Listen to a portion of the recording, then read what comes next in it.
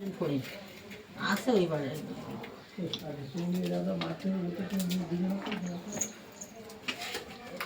বৌমা দেখা যায় আসুক বাড়ি। এই যে বেতো শাক রান্না হচ্ছে, চিংড়ি মাছ দিয়ে বেতো শাক রান্না।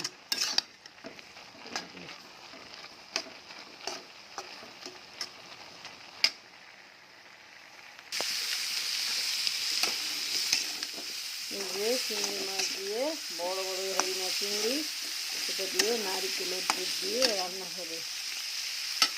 কষানো শেষ, এখন ছোলার ডাল আর নারকেলের দুধ দিয়ে। এই যে নারকেলের দুধটুকু দিয়ে দিলাম এর ভিতরে।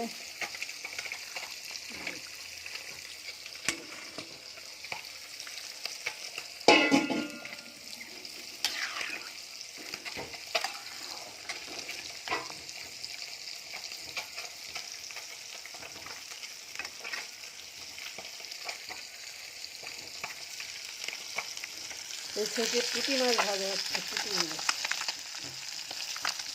নিজেদের ঘেরের পুঁটি, এটা ভাজা হচ্ছে।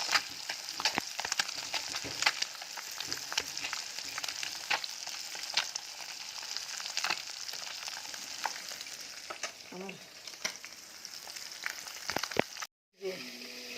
রান্নাটা কমপ্লিট, হ্যাভি মজা হয়েছে, আমি থেকে দেখছি।